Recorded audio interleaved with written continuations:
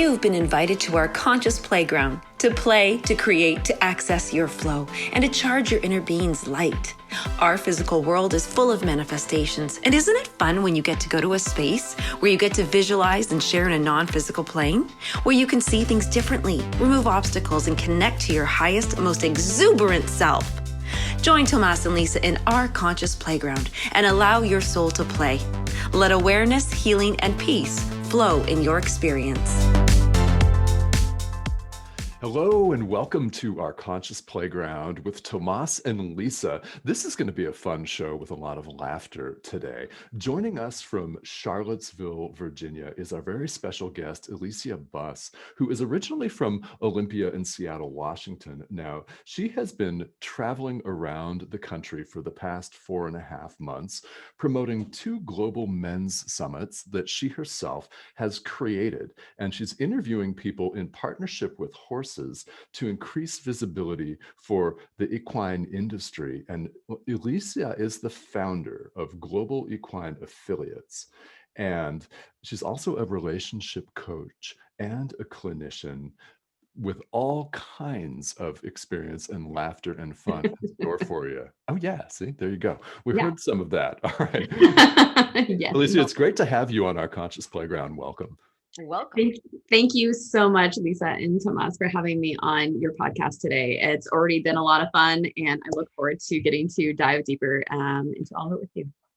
Oh, this is cool. What you don't know, listeners, is that we've had a really wonderful and fun conversation already. So now that we're recording, we're going to continue this. We promise, or we think we promise. We promise. We can do it. And we can. I was going to break in with my, hey, it's for horses, but I didn't get to. So there, I had to squeeze it in.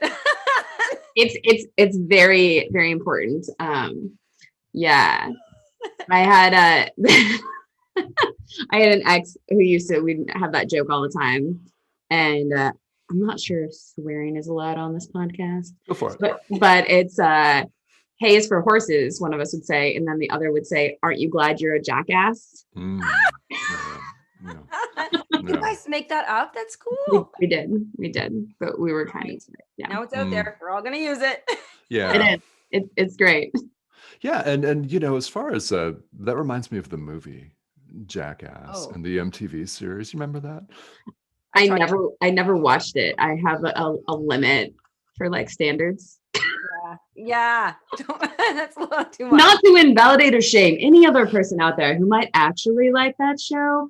But as a massage therapist, like somebody in the educational and medical field, I watch these sorts of things and I can't stop myself from thinking about the negative impacts on the body and the psyche of trauma as they go through.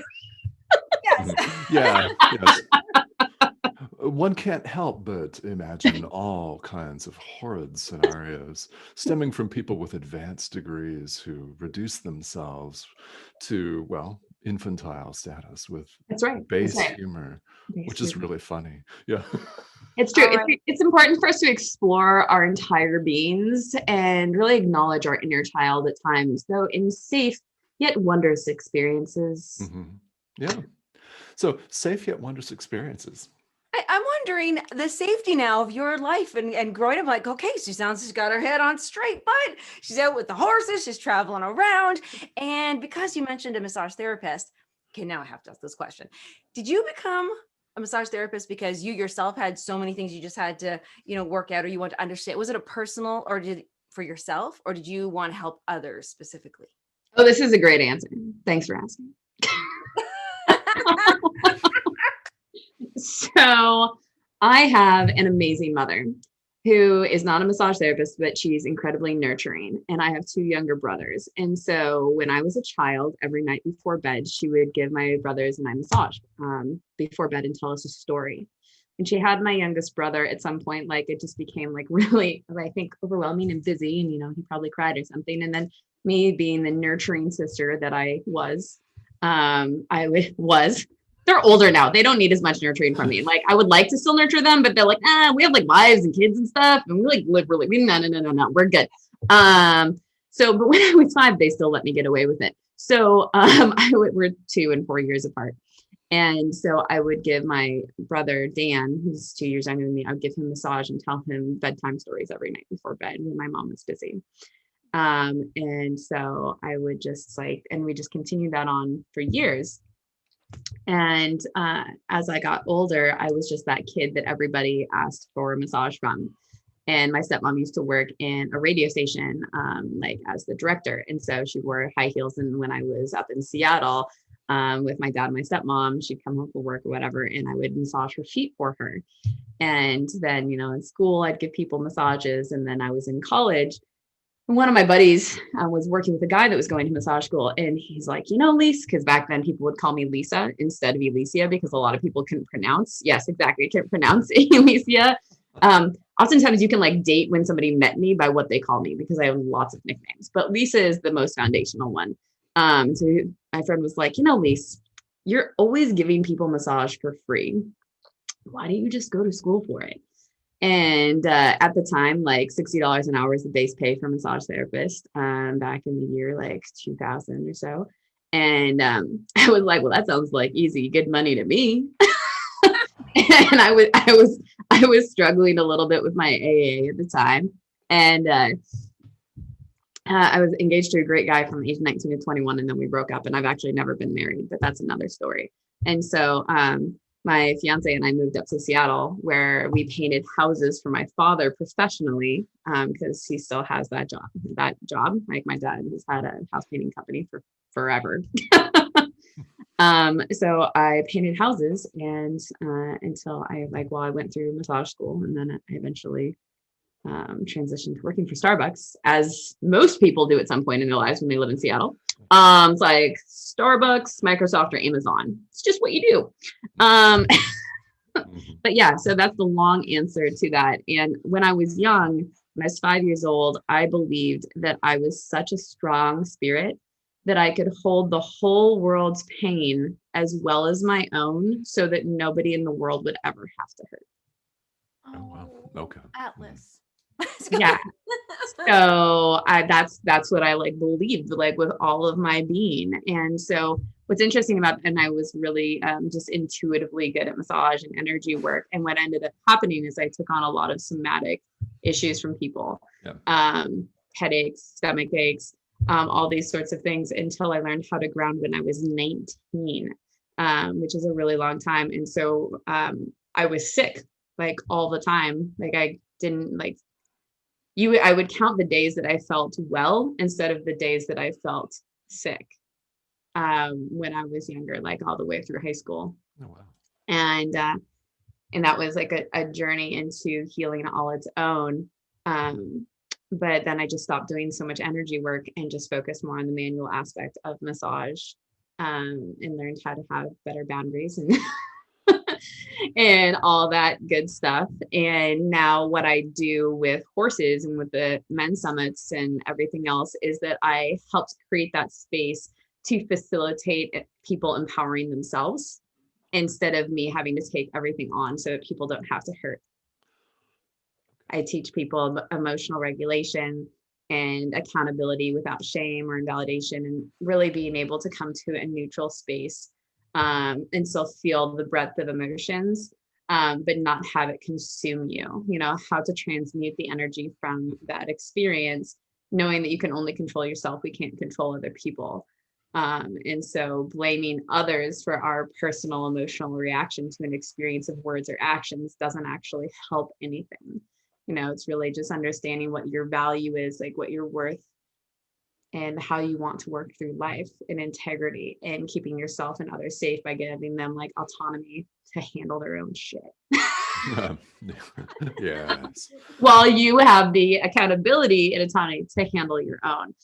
But to do that in a way that it's not somebody trying to solve something for you. It's somebody asking the right questions and really holding a container of love and neutrality to support you through that. So that is my transformative personal story in a nutshell of how to more functionally help others and keep that intention. Because my intention is to help empower at least 1 billion people on the planet. I love it. I love that. Yes. And then, so tell us about your connection with horses. So my connection with horses started when I was an infant. It's my mom's fault. It's one of the things that I love to blame her for, coming from what I just said about not blaming other people. That's like Well, our nice little joke. On the So, heels. and my mom is a city girl. She's beautiful inside and out. And she's like a tiny human. Like she's built like a bird and she's like maybe 5 feet tall. And so she was taking me for a walk and there was this horse at a pasture and she used to walk by it all the time and she'd carry me and she didn't know anything about horses. And so she would walk up to the fence and the same horse would always come up to us when we were walking by and she would let me just pet its nose and it would let me pet its nose and it would blow in my face. And I just love the scent of the horse and the softness of its nose. I'm a very tactile person. Like I always have been very a kinesthetic learner and energetically sensitive. And like the horse's heart creates a larger energetic sphere than ours does. So it can actually help to bring us into congruence, like having co-regulation, right? Energetically. Okay. And their heart can actually help to like settle us down and make our hearts beat like slower. And it being around horses actually releases different chemicals, like those feel good sort of chemicals in our brain. So my joke is like when they say girls are addicted to horses, because that's the joke, they actually are. Because they're addicted to the chemical reactions, like what you feel when you're in the presence of horses.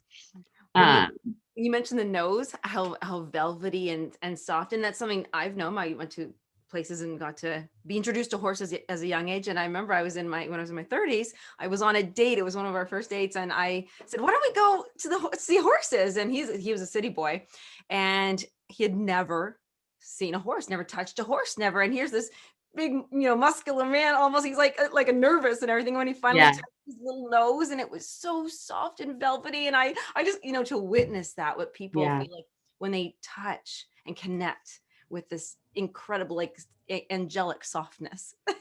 Yeah, that's awesome. I love that story. Thank you for sharing it. It creates a really beautiful picture. And now you're saying that addictive. See, everybody should have their first dates or dates. Go visit horses. Like, do you have couples because you do relationship therapy? I do. Well, not therapy. It's not therapy. Let's be super, super clear here because there's a scope of practice aspect. So coaching and therapy are different. Coaching falls into the realm of equine assisted learning. Therapy falls into the concept of counseling, which you need a different degree for than working as an equine assisted learning. So like coaching is more about being in the present and handling things in the present. Counseling is more about handling the things from the past that come forward. It's very important to not cross the line. Are you taking couples coaching? Do you coach them with horses, or is that two separate things? So right now, because I moved and I'm just reestablishing myself in Charlottesville, Virginia, having been originally from Washington State, I don't have any of my horses here. I technically still own one horse who's in New York. She works at a therapeutic riding center, and I don't have the heart to pull her from people with special needs. And she's like queen of the barn. So even though I miss her like every day, it's just more important for myself and my integrity to leave her there where she's happy and helping other people. And my other two horses I had to sell because of COVID, because I had to sell them to pay my revolving bills because things got really, really tough. Because when you go from making like $7,500 in the month of January doing massage to zero, it's a pretty big financial difference. And so I made it all the way till like September. And then it was like, okay, because I had to close my business because of COVID. And also because my mother had broken her ankle in 4 different places and sprained the other one. And so she needed basically like 24-hour care. So I closed everything down because of the combination of those two things. Like I couldn't handle all the different protocols and building and stuff with COVID and trying to stay afloat and take care of my family.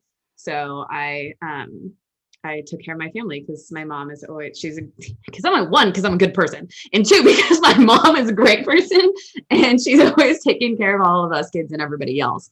So I felt very blessed to have the opportunity that I was actually there so that I could step up and be like the matriarch of our family and take care of my mom until she was better. And so that took a while because this break was, so severe. So it was an easy decision to make to find good homes for my horses to be able to be there for my mom, Okay. even though I miss them. Mhm. So When all of this is over, what is your plan for plans, horses? Yeah, I people know. do that? That's like a thing?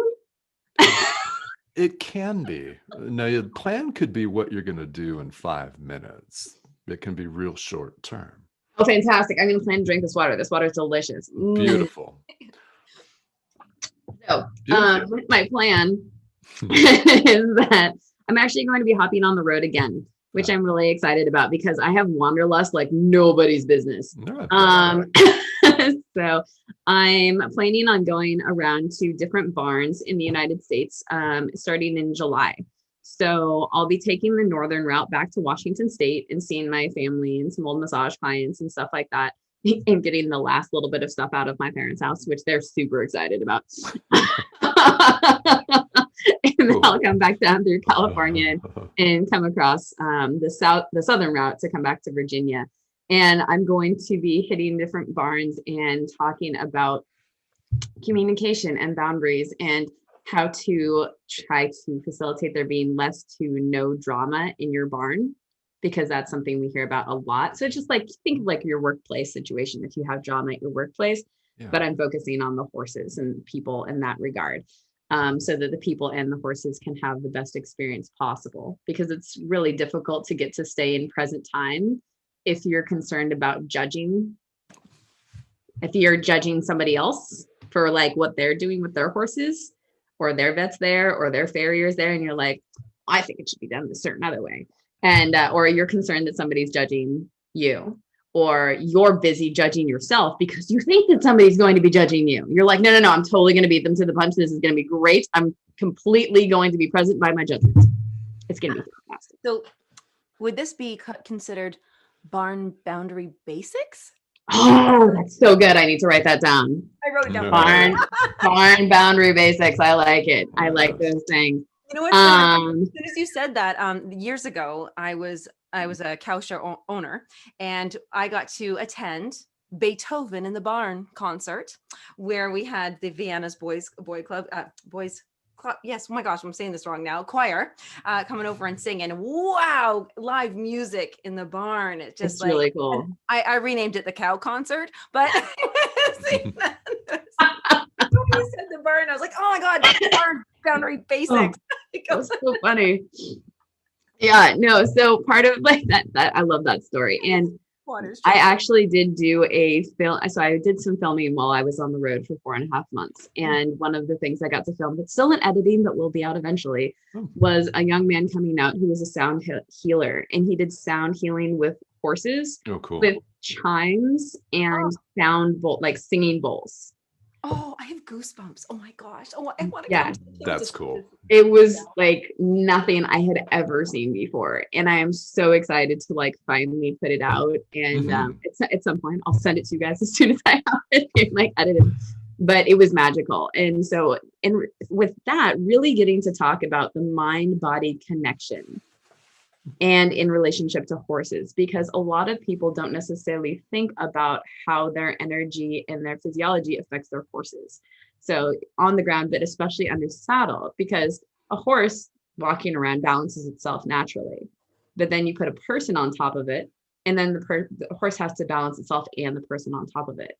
And if the person has tightness or imbalance or pain in their body, that is going to be reflected in the horse as it has to balance, which then causes tightness in the horse's body and dysfunctional patternings within the horse, and can potentially create lameness because of that. And so oftentimes people end up spending a whole bunch of money trying to fix their horse. And then they're like, I don't have any time or money to fix myself or do any sort of preventative care like massage or chiropractic or yoga or going to the gym and having a personal trainer to balance their body out properly. Right? So it's about creating that big picture, but also creating space of neutrality where a person can have those conversations without feeling shame and guilt for not having done a quote unquote better job. This because it's so beautiful. It sounds like my heart. I'm feeling there's all this empathy around it. I was gonna ask you, I'm asking the question. do horses maybe, do they ever say, don't get on me, I don't want a saddle on me, I don't want a person on me? Like, Yeah. are they upset? Like, maybe they don't want people on them. Well, yeah, I mean, like, I can't say like a horse is just like, yes, in this moment they're going to articulate, but they articulate it in different ways in their nonverbal communication. So just like we have better experiences with human beings when we like are honest and pay attention to the nonverbal communication that you're getting or the energy from somebody. If their eyes like start to glaze over or their shoulders drop or somebody turns and looks away from you, or like the little things like their tone changes in their voice, their cadence is different, their energy, like somebody approaches you and they're in a bad mood and you automatically know without them ever opening up their mouth, right? You're just like, ooh, I don't really want to be part of that experience. Yeah, exactly. You're like, that person looks crazy and I'm terrified and I think I should definitely go in the opposite direction. And so, but the problem is oftentimes that when somebody is on their phone all the time, or on their computers, like we've been stuck for the last like year, however long, because of COVID, that people stop being able to read nonverbal cues as much. And then that creates anxiety because their behavior is less predictable. Yeah. Right. Yeah. And so that's why I think it's really important for us to start like reteaching people how to read nonverbal communication. And a really safe way to do that is to start teaching them about horses' nonverbal communication, because then they're able to translate that in a place of neutrality and be like, oh, like that makes me think about like, how do I interact with people and how do I regulate my energy and how am I presenting myself to the world? Because they start with how they're presenting themselves to the horse. Okay. Yeah. How do I talk about consent if you want to engage with an animal? And especially one that's so much larger and has a history of human beings controlling them and making them do what they want them to do. Mm-hmm. Yes. And so it's just like we work with the horses at liberty and the horse has a choice. And if horse chooses to not join up with you, what does that bring up inside of you? Oh, Okay. rejected Ooh. by the horse. Oh my Yeah. God, my heart just broke already thinking Wow. about it. Right. Well, But then it's like, are you Yeah. actually rejected by the horse, or did a horse neigh from the other pasture? Horses can hear up to 2 miles away from them, Okay. which is why they oftentimes will freak out when it's windy. Yeah, I don't like the wind either. So if you're just like, you look at your horse and you're like, oh my God, what's wrong with you? And they're just like, dude, can't you hear that? Yeah. Don't you understand? There's something really crazy happening over there. And it's just like with people, right? Because when somebody does something that you don't understand and you're just like, well, why don't you have more bandwidth? Why aren't you acting in this way that I think you should be? Because we put our expectations on other people, right? We have our ego that sometimes comes and like chatters at us about how something should be. But you don't know what's going on in that person's brain. You don't know what just might have happened, like the really hard phone call they might have just had, or that they have a stomach ache or their head has been pounding and they feel like they're going to throw up. And it just takes like literally every ounce of power in that moment for them to just be present with you. And maybe they don't feel like they can articulate that to you. Right. And so how do we operate from a like place of compassion and empathy and the ability to communicate something and just ask somebody in a space of integrity and love? Be like, hey, like, I noticed you're a little bit off. Like, what's going on? And if they're like, I don't really want to talk about it, be like, okay, and shut up. Yeah. Which is so hard for some of us, myself included sometimes, I'm like, I'm not judging those people. I'm just like, hey, like, it's a boundary. And it's like, and if somebody needs something, like you could be like, hey, is something going on? Is it like, did I do something, or do you just have something going on in your own life? And if they say it's just something I'm dealing with right now, choose to believe them. And if something comes up for you, then that's about the journey that you get to take on for your own personal healing. Right.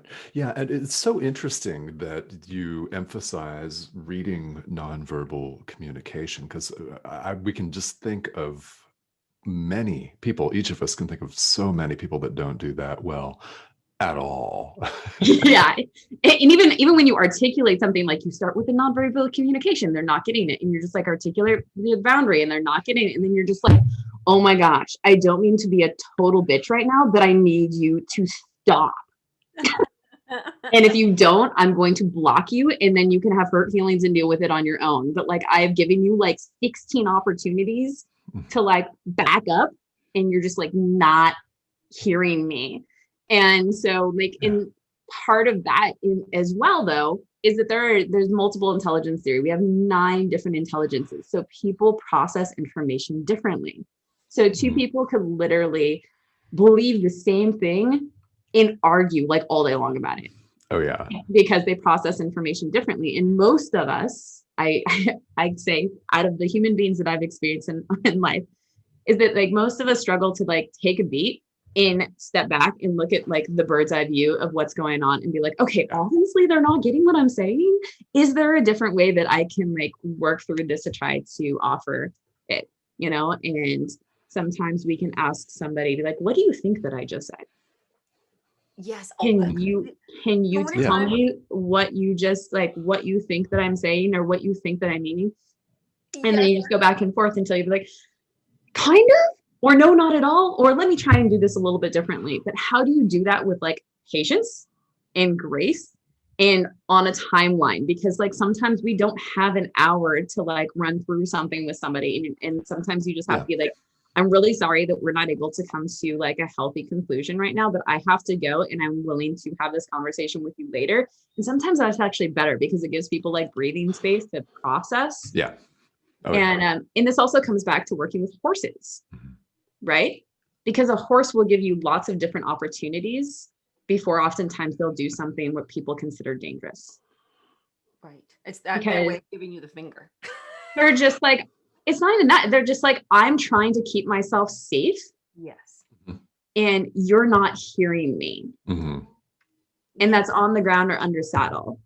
And so it's just like, how do we create that space to listen? And for us to, like, you can learn about horses your whole life and still not know everything about them. That's the beautiful thing about working with horses and why it's so important for us within the horse industry to have more of an abundance mindset. And when we partner with people or horses, to be like, okay, this isn't working. Who can I refer this person to? Or if somebody calls us for a discovery call, be like, you know, I could serve you on a basic level, but this person I know over here can do a really great job with you. They could do a better job than I can.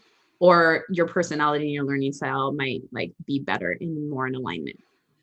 This is an interesting because we know you work with horses but you also specifically work with men.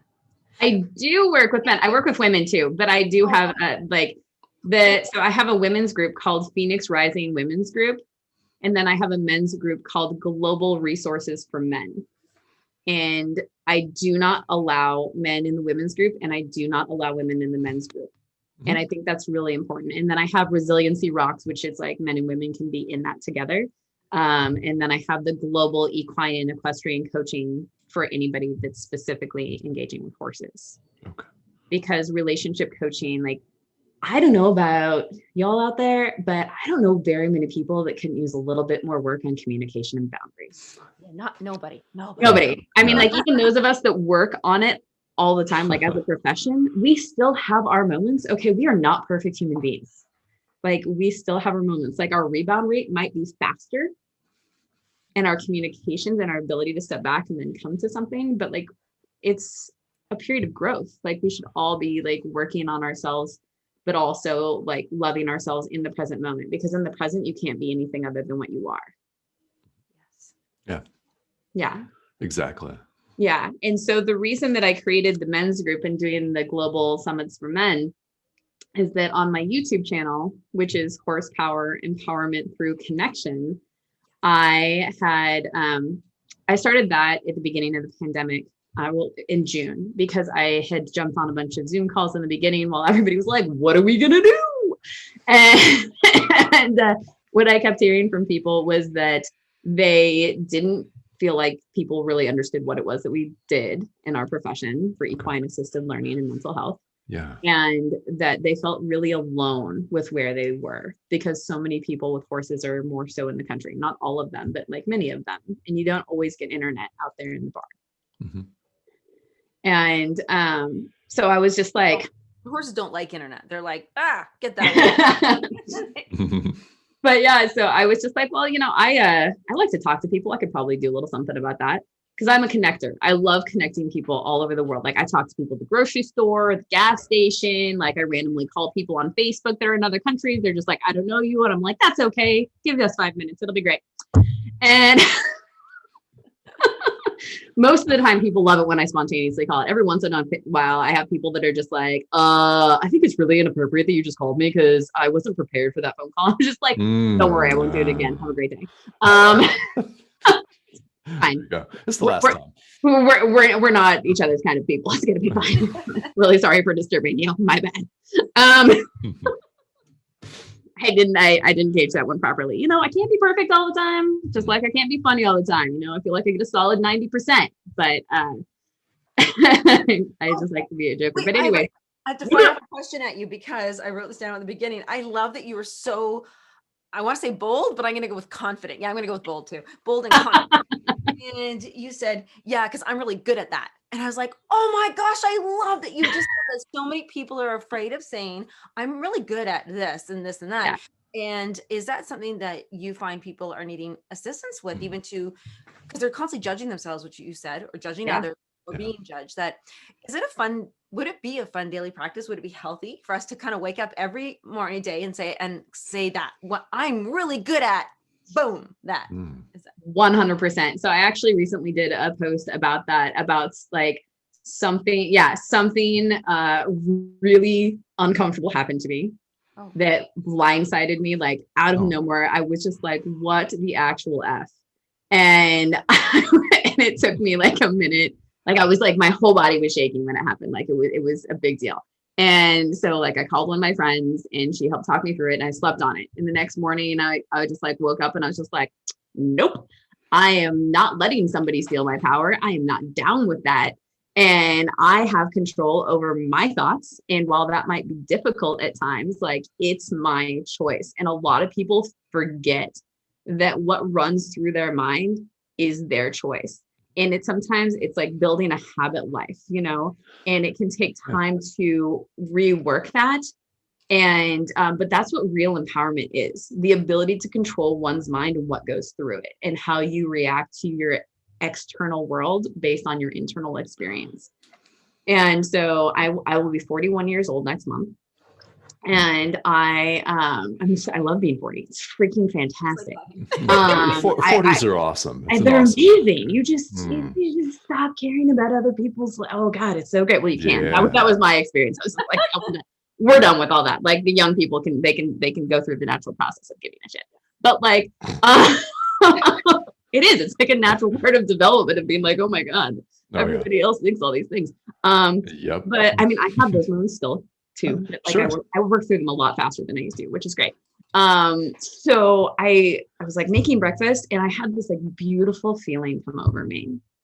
And it was like my warrior queen self came back to me, full of like wisdom and stoicism and like maturity. And I was like, oh, it's so nice to see you. I have missed you so much. I don't think I've seen you in like 15 or 20 years.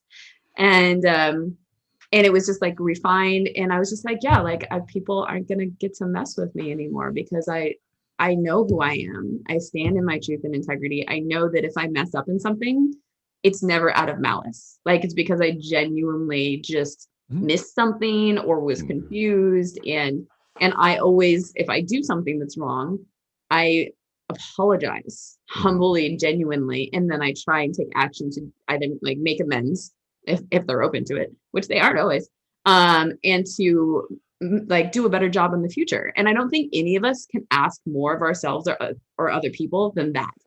And so, and after that, I was just like, I am a great person. And I think that we should all be able to stand in that and like acknowledge the things that we are great at, in knowing, this is the really important part to answer your question, and knowing that you honoring the beautiful, magnificent things about yourself and the things you kick ass at does not invalidate any other human being on this planet. You are not saying you're better than anybody else about that by owning your own truth and magnificence. You're saying, I do this and I do it well, and I'm proud that I do it well, and I'm happy to share that with you. Yeah. I love it. Yeah. Honor your magnificence. Yeah. That's Honor. beautiful. Thank Yeah. you. Yeah. It's just like, it's so important to understand that if you're coming from a place of truth, you don't have to squash anybody else down. It's not being arrogant. Owning your worth is not being arrogant. Trying to press like your viewpoint on somebody else is arrogant. Thinking you're better than somebody else is arrogant. But you owning it in and of yourself and your beingness is just truth. Mm-hmm. Yeah. And truth just is. It doesn't And need truth, any apologies. that's right. You don't need any apologies. It's just, and if somebody says, hey, I really feel like you're being arrogant right now, or I feel like you're invalidating you or whatever, you can listen to them and you can listen to your heart and say, is that true where I'm coming from? Am I not being mindful in how I'm articulating something? Like, what's my energy coming from? Am I wrong targeting? And by wrong targeting, I mean like when you're upset about something else and then you shift it to another person or thing instead of directing it at the origin source. And that happens all the time with people. Oh, yeah. Yeah. And so, you know, and, but if you talk to somebody and they say that, you're like, you can ask them like just a query. You say, oh, like, I'm sorry. Like, I'm sorry. And when you say, I'm sorry, you can be really specific. Say, I'm sorry. That was your experience. How did that come off to you? Because if you say that, like, that, because you say, I'm sorry, that's your experience, because it was not your intention to create that. And so you can talk to them and be like, how can I support you and communicate to you in a way that you do feel better about something? Because if somebody's saying that, then potentially their insecurities are coming up. So instead of squashing somebody and being like, well, you're clearly insecure about that subject. Yeah. You can just be like, you don't have to tell them they're insecure, because typically if you tell somebody they're insecure, they're just going to be like, hello, this is my defenses. Like lights flashing everywhere, super loud sirens are going off, and they're just like shutting the wall. They're not interested in hearing anything else you have to say to them. But asking them why they feel a certain way and being genuinely interested in that is different. Right. Yes. Very, very different. Yeah. And the other person feels so differently. Right. Because it's the energy and it's the intention. And you're not just being like, I see you and I feel like you're being really insecure and stupid right now. You can't see our faces right now, but you should, because they're hilarious. Yes. Yeah. So we're saying stop. You're being really insecure. It's very different when somebody says, oh, are you not feeling well today, or something off, as opposed to, why are you in such a bad mood? You're like, well, I wasn't, but now I am. You're right. And you're just like, oh, why are you being such a dick? Yeah. That's actually what I often say, like, dick. Yeah. Yeah. Which is so funny. And then I struggle with, like, we'll just be honest about it, like the political correction thing, because people could be like, oh my gosh, you're totally just like nailing that and saying that you're assigning that value to like guys. And I'm just like, oh my goodness, I'm sorry. Intention there. It's about the intention. And I surround myself with friends that we're just like, we know where we're coming from and we know that we're not terrible people. And so it's okay. And if somebody says something, you can't. And here's the other thing I think is super important. You're not going to make everybody happy in the whole world. Oh, thank God. That's a lot of work. I know, right? Like, in case anybody out there thinks that they can like literally make everybody happy by doing something, like, no, it's pretty much impossible. You can surround yourself with people who you can make happy because they're your tribe, you're in alignment, and you're capable of communicating with them in healthy ways. But sometimes even then people are human and you're going to have misunderstandings. So like, are you talking about like instantly happy, or are we playing the long game of happiness here? Like, what kind of happiness are we talking about?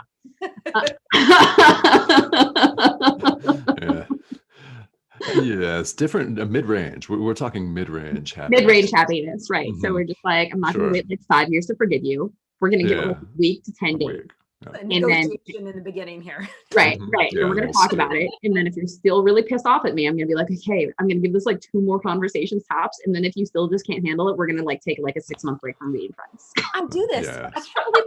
She's saying these things. I'm like, oh my gosh, I so do that. I'm like, okay, listen, I've said, I'm sorry. I know where I'm coming. Like, hey, if you are unable to reach that, then you're going to have to do your own work, because I've done my work and I'm here when you're ready. I'm there. Right. You're just like, just get back to me. Just get back to me when you're ready and we can do it again. It doesn't mean that I think I'm better than you. It just means that like I've hit the max level for the work that I've done for this conversation. And maybe I need to do more work, but I'm really busy this week. So if you can do some of your work, and that would be great. Yes. And we'll reconvene in 6 months. In 6 months. Be like, I have a great coach I can refer you to. Obviously I should talk to you because I'm your friend. Maybe. I'm not sure after this conversation. But we should probably talk about it in 6 months after you've done some work. I have got these great books I could tell you about. Brene Brown, audiobooks on shame and guilt and invalidation. Fantastic. Maybe after you listen to them, you'll stop shaming me and trying to guilt trip yourself. That'd be awesome. Oh, yes. The dreaded suggested reading list. Check this out. Yeah, how many people have rejected someone's suggested reading list? Oh, yes. You don't have to raise your hands, but you know. You're just like, and that brings us to another excellent point, which people really struggle with. And I totally have in different periods of my life. It took me a long time to get to where I am today. I was a hot mess for a really, really long time. And I think it's important for people to know that, because it's just like, it's a journey and it takes time. And part of the reason that I love getting to be a relationship coach is because I've been to so many of the places that the people that are coming to me have been in. And so I come to them with a genuine place of empathy and lack of judgment, because I'm like, yes, I understand as much as I can with actually not being who you are, you know? But the important thing is that it doesn't matter how correct something is, how true it is, if the person you're talking to is not in a space to hear it. Yeah. And it's, people forget that a lot because they're just like, oh my God, like I need to tell you this so bad. It's just like, you're so wrong right now. And if you could just hear me, that would be great. And, you know, like the other person can even think that they're in a place of listening. But if you try to talk to somebody and they're not in a space to receive, what's going to happen is it's going to break down the relationship that you have with them. It's going to potentially like create things internally for them, like in their internal tape of invalidation. There's going to be drama. There's just going to be like this giant mess, all because you didn't like pay attention to your friend or the person in front of you and be like, I love this person. And I know that no matter how correct I am and how much this information would actually help them, they're not in a space to receive it, which means that the end result of what I want to do to help my friend would actually not be accomplished. And so both of us would fail at the experience, and it would break things down and potentially make it take even longer for them to get to a place where they could hear you.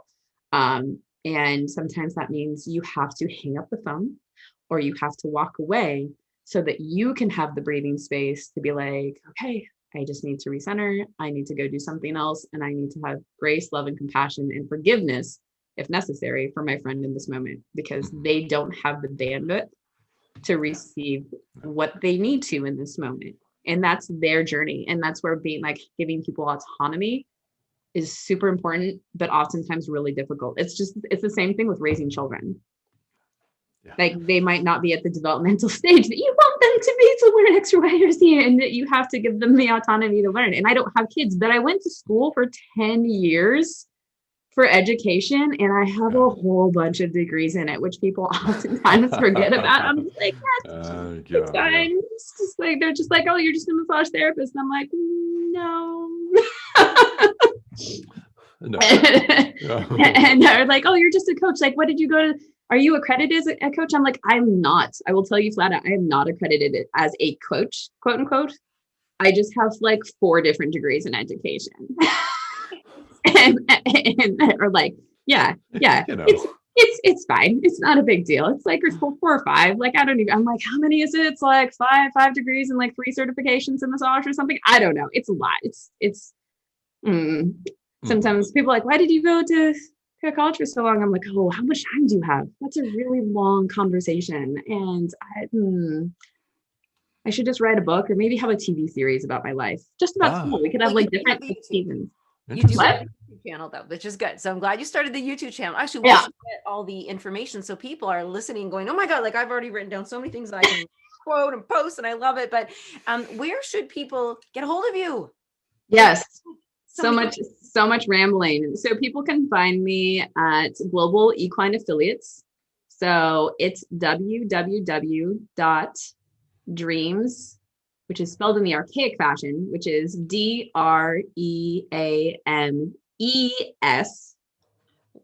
lifecoaching.com. So that you can find me there, or you can find me on Facebook under Elysia Jane Buss, and that's spelled ELYSIA. And then Jane is JANE, and then Buss, BUSS. Like a school bus, just bigger, like my giant personality. That's where the second S comes That's the second. The bus. Yeah, no, it's Buss. Yeah, it's funny. My full name by definition actually means paradise to kiss. So yeah, you can look it up in the dictionary for Elysia and Buss. So you got to learn a new word, words today. Yeah. Right on. Random trivia. Wonderful. That's what our conscious playground's all about. So yeah. Tomas, I have a final our conscious playground question. Right But on. It means nothing. It's just playful and fun, and it's just a fun way to end. I'm dying to ask it. Oh my goodness gracious. Yeah, people can ask me more about like the Global Men's Summits later, because that's a fun thing. And yes, we might have to do part two here. My closing fun question is, how do you name a horse? Oh, how do you name a horse? So there are a couple different ways to name a horse. So for fancy horses, oftentimes they take a combination of the sire and the dam's name. So the sire being the studded stallion and the dam being the mare that has the baby. And then you'll have your like show name. There's a combination of those two things. And then typically you'll have a barn name that can be a derivative of that, or you can just like make up some funny name for your horse that has nothing to do with their fancy show name. And it doesn't necessarily have to call it a show name, but in registration forms, you have like the lineage of the horses, right? Okay. And so that's what it's on the registration page for your horse. Not all horses are registered. Otherwise, some people name their horses off of what they look like when they're born, what they act like. I used to have this funny game that I would play with my animals in general. I had the dictionary called Gods, Goddesses, Devils, and Demons.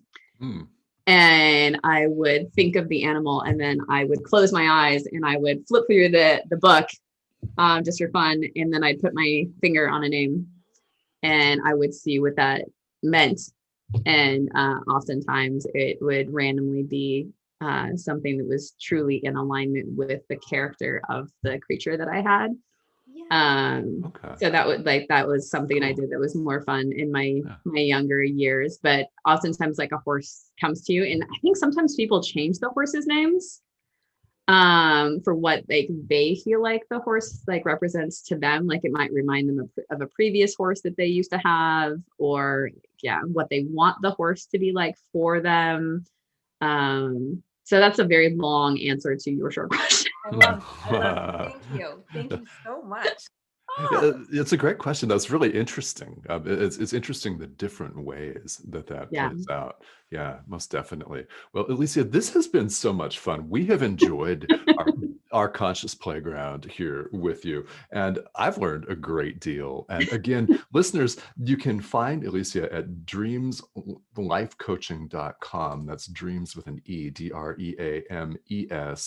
lifecoaching.com for information about everything that Elysia is up to, which is quite a bit, and it's wonderful. And I've learned so much about human communication, and this has been a lot of fun. Plus, we've been laughing. We have been laughing, which is very important. Yeah, because we're so serious with our advanced degrees and stuff. Yeah, very. We're stoic and staid. It's important to both be intellectual and very playful, and remember to live in a place of wonder. I think as adults, so many of us forget to stay in a place of wonder, and and just don't. Just remember to go out and be silly and honor that inner child of yours. They're probably dying to get out and have some fun. So you can both be, it's everything about time and place, right? Serious, It is. silly, water balloons, splashing in mud puddles. Yes. Yeah. And making Silly, that's our fun of message. making fun of your friends. Making fun of your friends, but in a loving and endearing way and not in a shaming way. Because, Yes. it's an art. Mhm.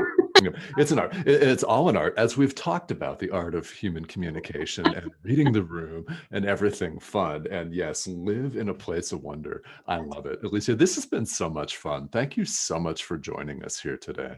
You're very welcome. It's been such a privilege to spend time with both of you this afternoon and your audience. So please do stay in touch, and hopefully we'll all get to laugh again soon. We will. Wee! That was bad. Okay. Yeah, I love it. We're still recording that, just listeners, by the way. We should be. Yeah, because I mean, we're supposed to live in a place of wonder and make jokes and laugh at our friends in a nice way, though. Absolutely. I have lots of funny noises that I'm good at making to entertain children and adults alike. So Fantastic. yeah. Love it. Love it. All right. Well, thank you all for tuning in to our Conscious Playground. We'll see you all again soon.